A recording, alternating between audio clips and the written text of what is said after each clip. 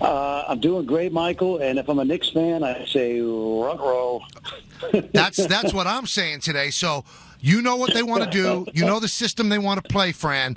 The players that you think will be available for, who's the best for them? Well, the guys that are going to be available, if I had to put my crystal ball, rub it right now, I would say Moutier, Porzingis, interesting guy we can talk about, Winslow, and to me, the only other guy would be Hazonia from Croatia, but they're not going to take him because he's got some maturity issues they're going to have to delve into before they draft him. But I think right now it's Moutier and Porzingis, and the age-old question with the triangle is: do you really need a great point guard to be effective, or do you take, in this case, a young, developing big man who many Knicks fans are going to think reminds them of Bargnani in size and stature, and the fact that he's from Europe, except that he's a freak athlete. He's playing in a great league. He's only 19, and he's got tremendous upside. So Moutier is the Jason Kidd type of point guard. Strong, powerful, quick, great character, limited shooter at the moment. And then you got this freakish 7'1", 19-year-old athlete who in time, could be as good as anybody in this draft. So it's a dilemma. So of the two guys that you just mentioned, how long before you think they can make an NBA impact? Well, I think Moutier you can put on a floor reasonably soon, Dom, because he's a big, strong kid at 6'4", 6'5". But, and I'm not – I told you guys about Gallinari years ago. He turned out to be a pretty good player. Minus the injuries in recent years, he would have been terrific, I think, over the course of his career.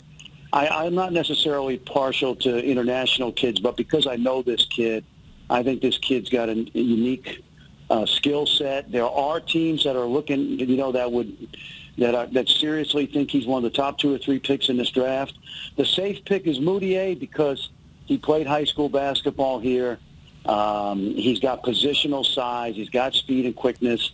And if you compare anybody to Jason Kidd, you'd have to be excited about that.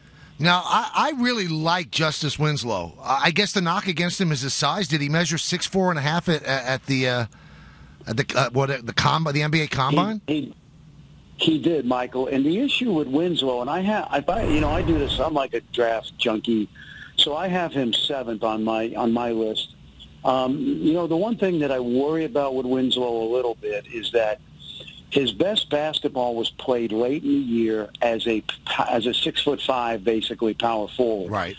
So he was absolutely blowing by guys like Nigel Hayes from Wisconsin, Sam Decker, all the bigger guys he was matched up with. He is an incredible athlete with size and speed. Good kid, really good kid, great character, winner wherever he's been. The dilemma is how much of an impact does he have as a guy that's going to just be a good athlete at his position at the 2 or the 3 in the NBA versus where he just looked like he dominated in the NCAA tournament. So that's a concern. And he did shoot at a high rate from behind the arc during the end of the regular season. But it's a little deceptive because it was a small sample size and we're talking about a college line. Great kid. I worry about him being more Michael Kidd-Gilchrist in some ways, who was the second pick a few years ago, as opposed to having long-term stardom. I could be wrong. He could be James Harden. But in my mind, I have him 7th on this list. Fran, who would your first pick be? I'd be thinking about it, Dom, up until the 25th of June. I say that because I think in each of these 2 big guys, you have a unique talent. I think at a certain point, Okafor is going to be unguardable when he has the room and space of the league. I love a lot about Towns because he's a multidimensional guy. Today, I would probably take Karl Anthony Towns. Michael Kay and Don LaGreca with Fran Fraschilla here on the Michael Kay Show. What about Willie Cauley-Stein? I've heard differing opinions, and yesterday we had on Seth Greenberg, and I mentioned to Seth that Larry Bird, in his interview with Willie Cauley-Stein, said, I think you're a $100 million player. Do you see that? Is he a possibility for the Knicks?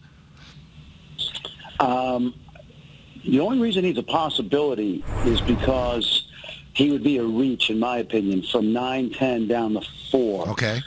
And there's a couple things with Willie. He's got one translatable skill, and that's he does remind you of a young Tyson Chandler, and he can defend out on the floor and guard multiple positions.